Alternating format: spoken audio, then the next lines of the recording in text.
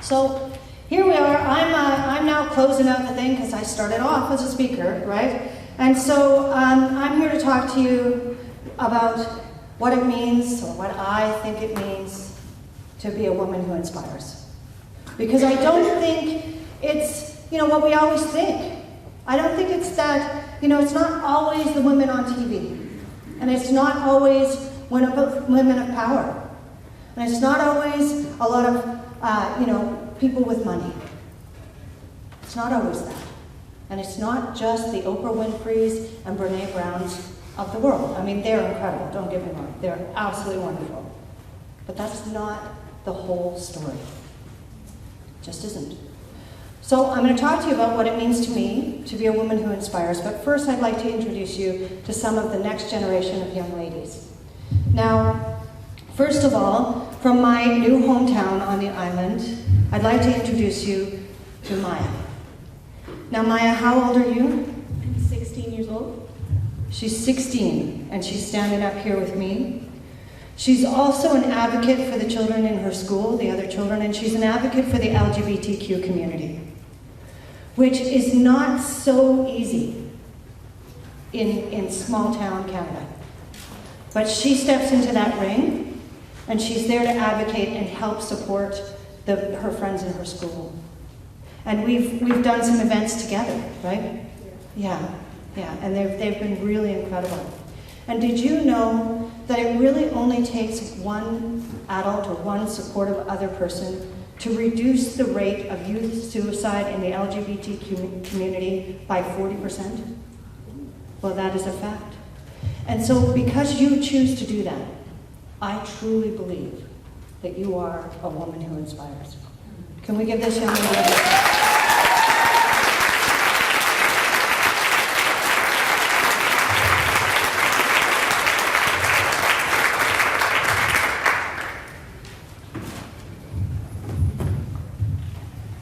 Now, here are two more young ladies who inspire. Now, Dee, how old are you? You're 23, yeah? And Dee, a few years ago, you found yourself in Saskatoon, right? And your friend here, Heaven, found herself in crisis. And she had no safe place to be. And she was scared, and she was alone, and she was hurting. And even though you didn't have the opportunities and the ability to help her yourself, you enlisted your family, did you not? And you helped to make sure that she was okay. Right? Yeah. And a few more years, Heaven, you found yourself in a similar situation, right? How old are you? 22. Just 22. And Dee here was in a different town, in a different community, and found herself in almost the exact same situation. And you didn't really have that opportunity to help her yourself. You didn't have a place for her to be, you didn't have all of that stuff. But you enlisted your mom to help her out, right? Yeah. And together, you made each other safe in a world that can be a lot less than safe for young, beautiful women. And to me, that makes these two women who inspire.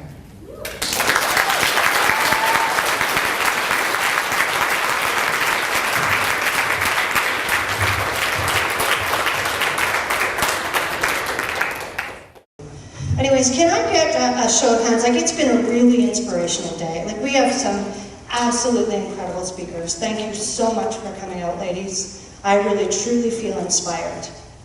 But how many of all of you ladies feel truly inspirational today? Like, you are an inspiration.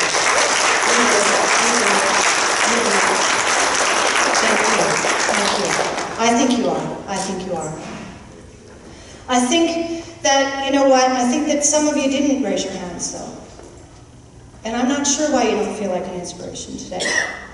But I know that I don't always feel like an inspiration. I can tell you that last week I found myself stranded on the side of the road and had to call someone for help. And that day I didn't really feel like an inspiration. You know, but there have been other times I haven't felt like an inspiration in this world. One of those times, I was sitting in a therapist's office in downtown Vancouver. Now, I'd had a breakthrough, or, as other people might call it, an awe-inspiring breakdown. And I'd done some weird things, and I had really not shiny. I was really not shiny. And I ended up in her office, talking to her and telling her what happened, and you know, my best friend had died, and I had had a major PTSD breakdown. And I was sitting with her in that office, and she looked at me. I told her a bit of my story. I asked her her credentials. She had been working for 10 years with military and police officers. So if anyone knew about PTSD, I assumed it would be her. And so I told her my story. And at some point in the story, she leaned forward and she said, "You realize, Autumn, don't you? That severe trauma you're talking about?" Now, I never really thought about that. I never really thought about it. What is severe trauma? Nobody thinks about that, you know? And quite frankly, I thought she was lying to me. She'd been working with these professionals on the front lines for a long time. And I said, how can mine compare? And what she said was that the effects of domestic violence have the exact same effect on the brain as does going to war. And that the trauma imprints are much the same. And so I said to her, okay, what else do you say to something like that? Like, really, what do you say? Like, I was like, okay. And then I was like, I got scared. I got really scared. I thought, oh my gosh, I'm broken. Like, I'm not going to be okay. And I said to her, like, okay. What do you mean?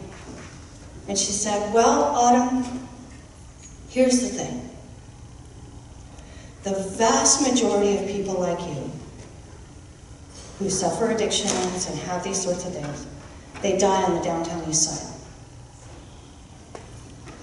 The vast majority of people like you die on the downtown east side. That wasn't very helpful either. And then she said to me, but not you, Autumn. Somehow, you are 16 years clean. Yes, you've had this breakdown thing going on, right? But you're 16 years clean now. And you've been raising your daughters for 10 years on your own. And you run your own business. And you mentor and you sponsor all these other people. So Autumn, I ask you, what is different about you? And you know, I didn't have an answer for her. I just didn't. I sat sort of flabbergasted, and I wondered what my next step would be. So, I think I should probably tell you a little bit, I'll tell you a little bit of that history. And I'm going to say a little bit of that history because at this point of my journey, I don't really think it matters that much. I really don't. So, by the time I was 16, Maya's age, I had been on the streets. I'd been in foster care. I'd seen every type of abuse, physical, sexual, religious, emotional. It was just there. And I was aging out of foster care. And I had a choice. I could go back to the abusive situation, or I could figure it out on my own. So I tried the abusive situation for a while, and then I went back out onto the street. And when I was on those streets, my mom called my aunties.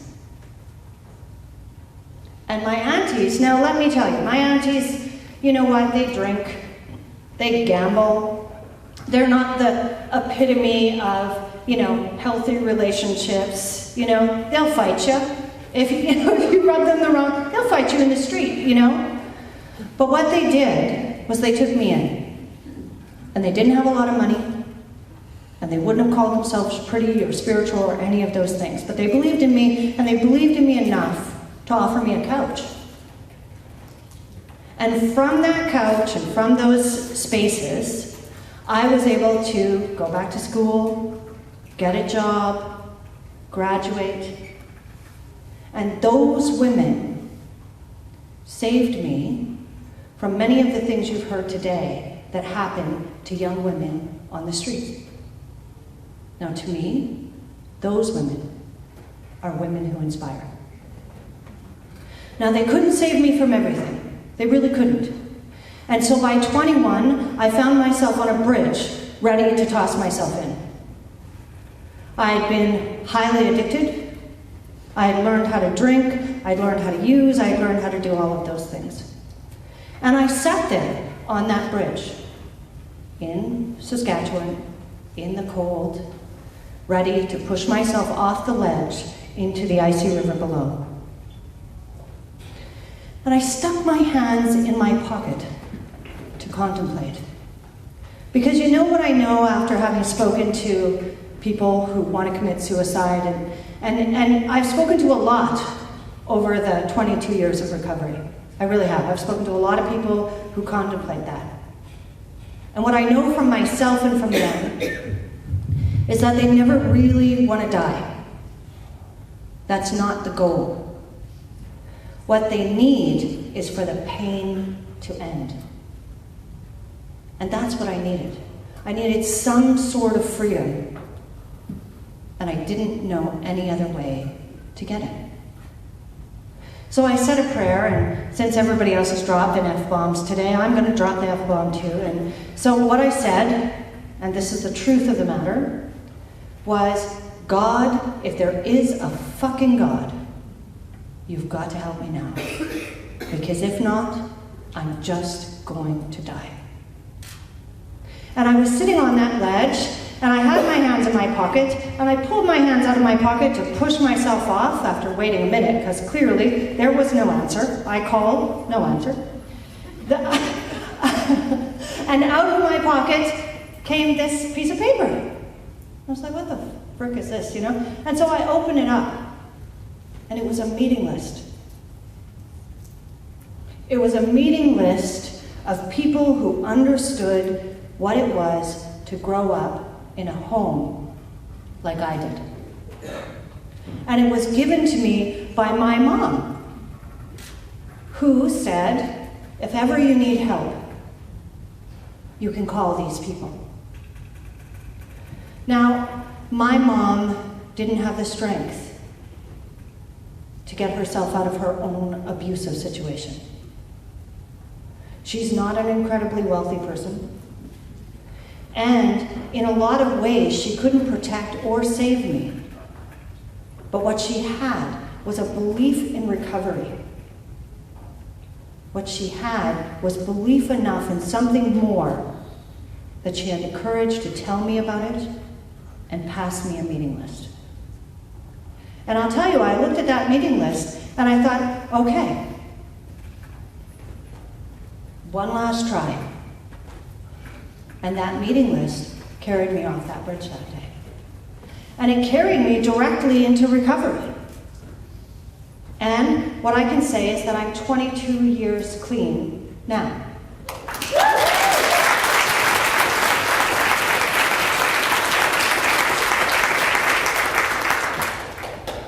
And what I can also say is that there are many women strewn throughout this audience that are also clean. And why are they clean? And why are they sober today instead of hurting themselves with drugs and alcohol and possibly killing themselves because they contemplated the same? When they needed someone to say, if you're hurting, if you need help, it's out there. Just call me. And they chose to do exactly that. And then they help more and they help more. And like Susan said, there's a ripple effect to these things. And so hundreds of people are clean and sober and alive today because of that one choice my mother made, a woman who's lived her life mostly powerless. To me, she is a woman who inspires. You see, when we bring up within us the courage to believe in change, the courage to believe in something more for each other and for ourselves, we become in that moment a woman who inspires. Now, things are not perfect. Things are never perfect, right? And you can get into recovery and you still don't have shit all figured out, right? Like it's not going fantastic, right? I got into recovery and yes, I quit drinking and I quit hurting myself and killing myself with drugs and alcohol, but I had no idea how to do anything but survive. I had spent all of those years numbing and surviving. So the first thing I did upon getting into recovery, or one of the first things that I did, was to get myself into an abusive relationship with a man. Which is weird because, as you can all see, I'm clearly gay.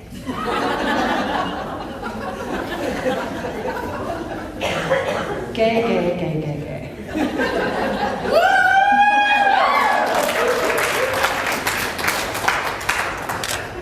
But I didn't know that. I didn't know anything about that. What I knew was how to survive.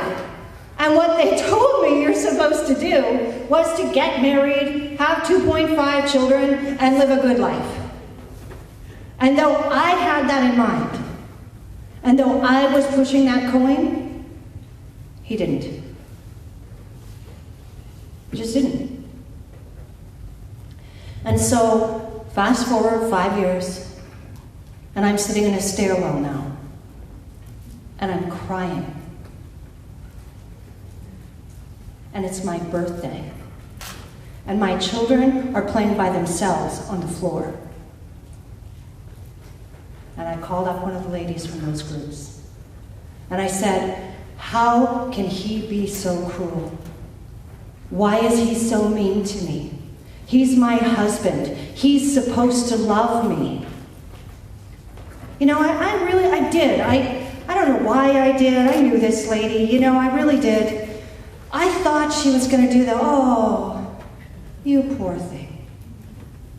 Right? I thought she was going to honor me as the victim I was. And I was a victim. And I get it, that a lot of other women, and there's a lot of women in this world, who don't have the right, who don't have the power to choose to stay or to go. But in that moment, in that time, I did. Now, she carried on. She said to me, and she talked like this. She talked like this often and readily. She said, Autumn. It's not going to go well when that's the tone. If someone were to vomit on the table, would you pick it up and ingest it? What the fuck are you talking about?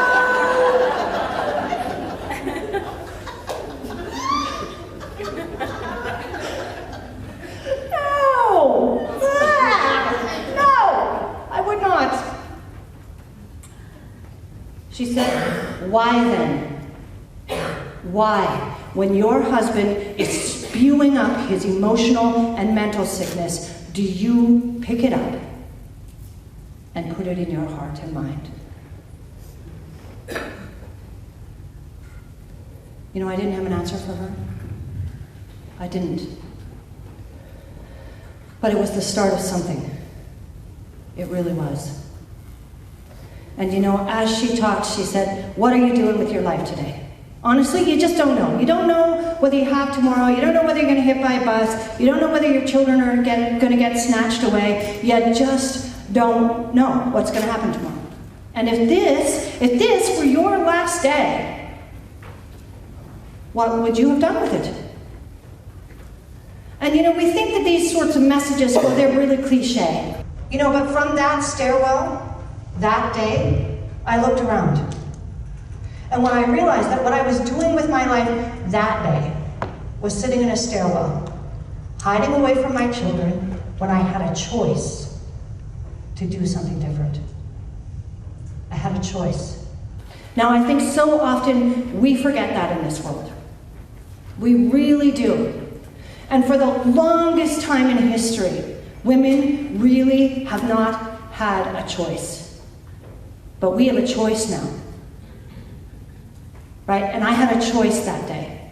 And I had a choice to get up off those stairs. And I did get up off those stairs. And it took me another 6 years to leave that guy, to unravel the mess of belief and shame that had me sign up for that crap in the first place. But it did unravel. And it is a part of what's made me who I am today. So to me, she is a woman who inspires. I've told that story a multitude of times. Women, you've heard it all before. Like some of my friends here, they're like, oh God, here's this one again, right now, the vomit, you know? But it's true. It's true. It's true. And you know what? We do have a choice. We do have a choice. And here's the thing. You know, I don't have all the answers. I just truly don't. I'm not going to pretend that I do. I'm not going to spin you a story that says, hey, if you just follow my path, we're all going to be okay. Right? Because it's not ever that simple. It's not ever that black and white. And your pain is unique, as is yours, and as is yours. And we all have to find our own way. But you know what? I think I do have one answer.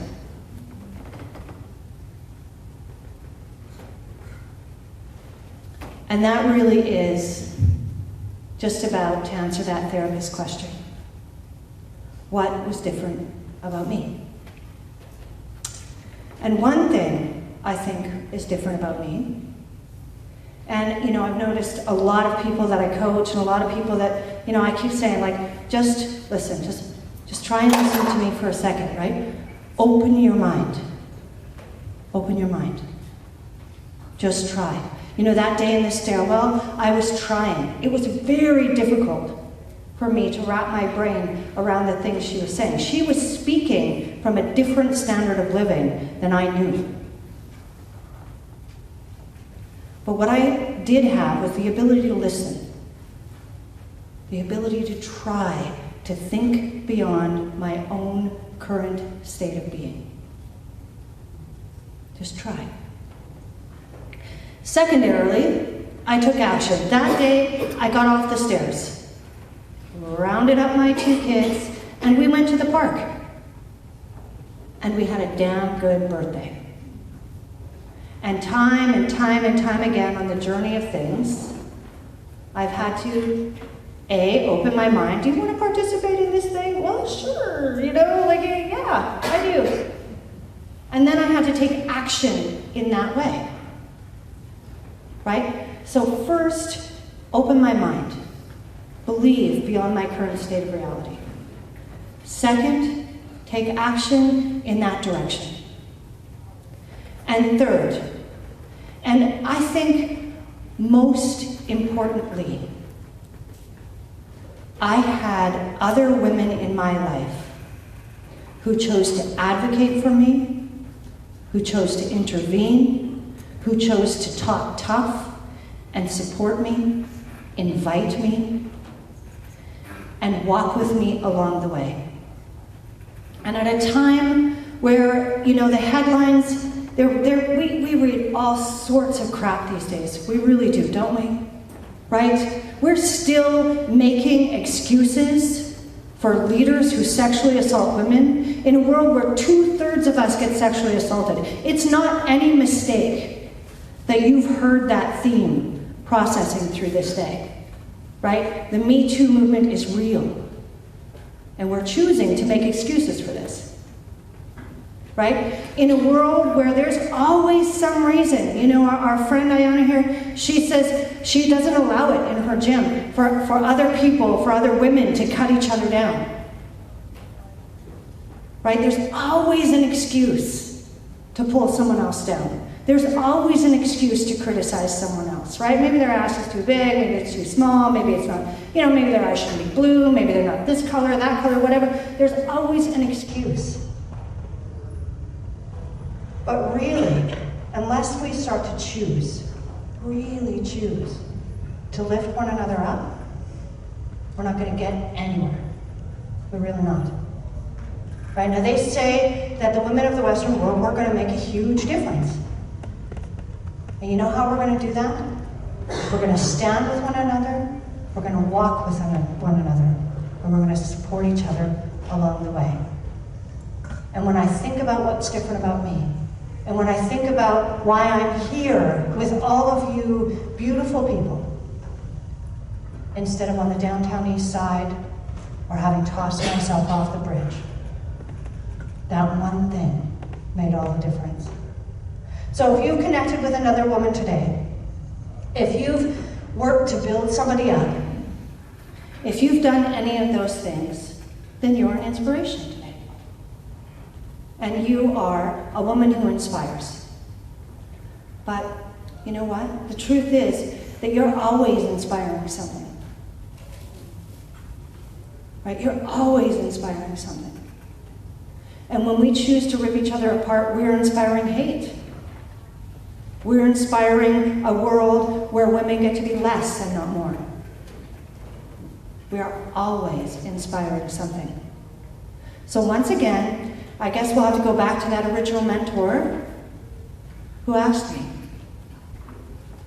what are you doing with your life today?